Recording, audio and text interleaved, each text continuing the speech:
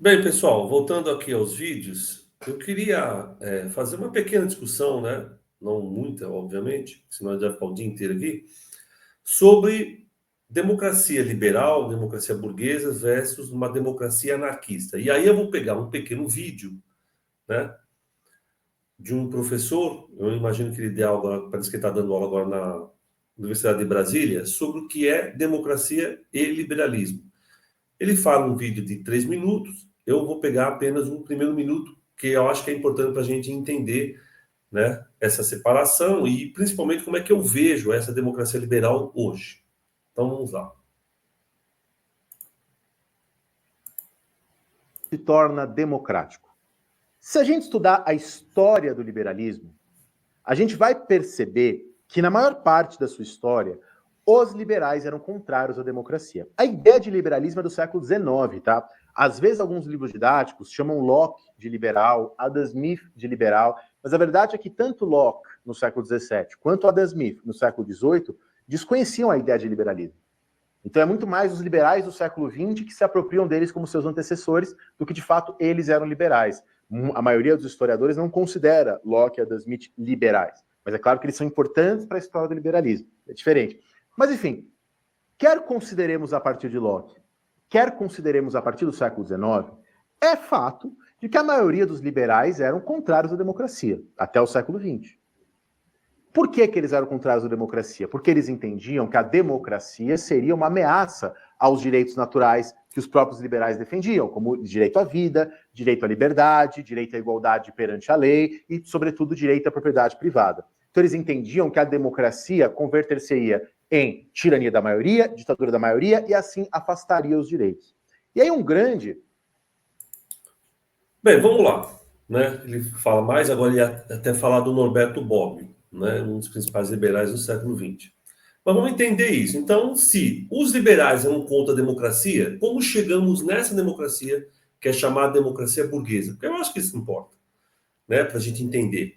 Então, se eles eram contra uma sociedade na qual a maioria das pessoas tivesse minimamente direito de falar, não significa que elas pudessem influenciar a partir da sua fala, como é que chegamos nessa sociedade na qual existe o sufrágio universal, onde todo mundo tem o direito de votar e os votos são iguais, né? Seja de uma pessoa rica ou de uma pessoa pobre? Evidentemente que a gente sabe de que, na prática, as pessoas mais ricas têm força superior às pessoas mais pobres. Mas como é que chegamos nisso?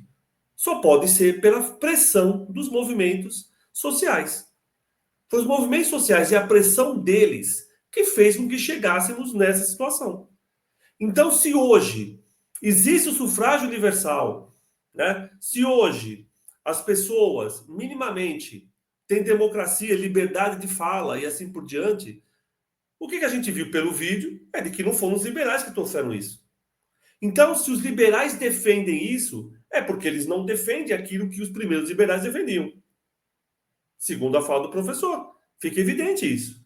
Por quê? Porque eles estavam defendendo apenas os seus direitos, os liberais, que eram direitos ligados à sua, né, forma de ser de classe social, que era a classe burguesa. Por isso que ele deve falar, e principalmente, no final ele fala, e principalmente a propriedade privada. Vocês entendem? Então, se hoje existem direitos sociais, não foram porque os liberais trouxeram isso para o Estado, mas foi porque o Estado foi obrigado, né, pela pressão dos movimentos externos a ele, movimentos sociais, sindicais, né, e assim por diante, para que isso acontecesse. Então eu acho que é isso que é legal a gente entender. Essa democracia hoje, chamada de liberal burguesa, ela não é a mesma defendida pelos liberais do século XVIII e XIX. Ela mudou por quê? Porque desde o início do século XIX, e aí a gente não pode esquecer, um dos primeiros movimentos dos trabalhadores que acontecem na Inglaterra, que é na década de 10 e 20 do século XIX, que são os cartistas, que tem esse nome, que eles tinham uma carta de princípios, né? O que eles defendiam? De que acabasse o voto censitário. De que a pessoa fosse eleita independente da classe social dela. E de que essa pessoa que fosse eleita recebesse um salário. Por quê? Porque até então A pessoa era rica, ela ficava no parlamento, para ela não tinha problema nenhum, porque ela não precisava trabalhar, ela recebia dinheiro da renda que ela tinha. Então são os cartistas que fazem isso. Isso não significa que hoje essa sociedade, essa democracia liberal é boa, é maravilhosa para todo mundo, porque não é. Porque se fosse, eu não seria anarquista, obviamente.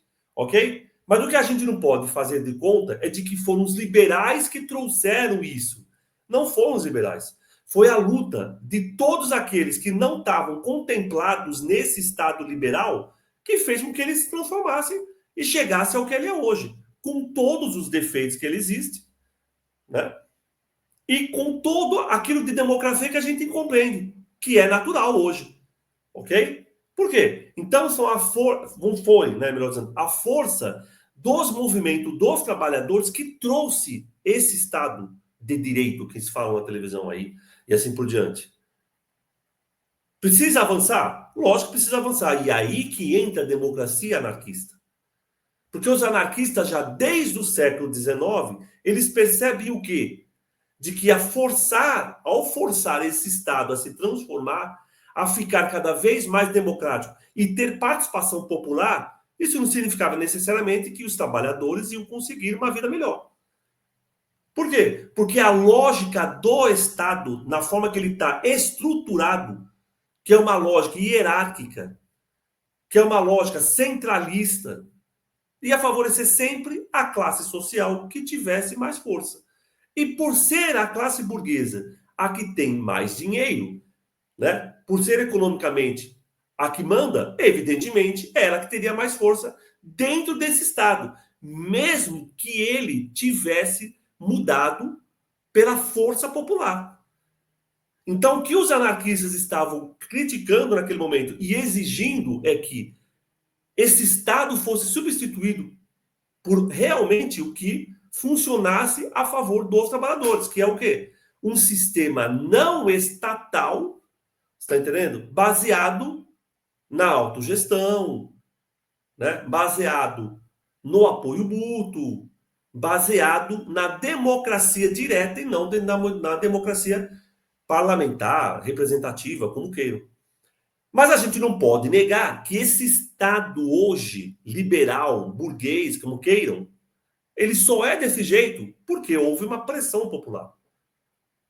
Então não foram os liberais que falaram, vamos fazer um Estado democrático onde todos estejam contemplados. É mentira. Isso é mentira. Como o rapaz aí disse, o professor, não é? Eles não queriam isso. Eles queriam o quê? Um Estado que protegesse apenas e tão somente os seus privilégios. Hoje o Estado atual protege os privilégios deles? Protege. Mas existem fissuras dentro desse Estado. Por exemplo, existe nesse Estado, no caso do Brasil, porque eu estou falando do Brasil, né? Evidentemente, na qual eles nem imaginavam no século XVIII e nem os trabalhadores imaginavam no século XIX, que é o quê? Um Estado onde, por exemplo, a pessoa quando tem que trabalhar 35 anos, ela tem direito a uma aposentadoria, isso eles nem imaginavam. Um Estado onde a educação fosse para todos, eles nem imaginavam, eles lutavam isso na Primeira Internacional. Só se você pegar o livro do Marcelo Musto sobre a Primeira Internacional, tem um capítulo que ele vai discutir sobre a educação. As lutas dos anarquistas com socialistas para que a educação fosse para todos. Conseguimos. E a saúde também. Então, hoje se tem saúde, não podemos esquecer, o exemplo do SUS do Brasil veio da Inglaterra, o NSA, entendeu? Que já existe há muito tempo lá. De onde veio essa luta? Veio dos liberais? Os liberais falaram, não, vamos... Não. Foi a luta externa que forçou esse Estado a mudar. Luta, inclusive, de que os anarquistas, a partir das suas organizações sindicais, tiveram importância, como no Brasil. Então, não foi o Getúlio Vargas que deu uma lei sindical ou uma lei social. Foi a luta dos trabalhadores durante 30, 40 anos, antes da chegada de Getúlio, que fez com que ele fosse obrigado a aceitar essa situação. Ok? Então, o que eu quero dizer? Esse Estado, ele pode ser mais democratizado? Pode. É importante que seja. Evidente? Você vai querer que ele fique cada vez mais ditatorial? Mas ele não é o objetivo dos anarquistas. Por quê? Porque o objetivo dos anarquistas é que ele seja destruído e seja construído no seu lugar uma forma de organização que favoreça as classes trabalhadoras, os povos oprimidos, enfim, né? E hoje, tudo que vem junto com essa palavra, né? De opressão do capital e assim por diante. Então, nós anarquistas não somos contra a democracia. Pelo contrário, somos a favor de que a democracia seja efetivamente, né? Esteja efetivamente, melhor dizendo, na vida de todos, o que não acontece ainda nesse Estado. Que, mesmo que tenha mudado pela força popular, ainda está nas mãos da classe mais rica e, por isso, ela faz com né, ela faz o que ela quer com esse Estado.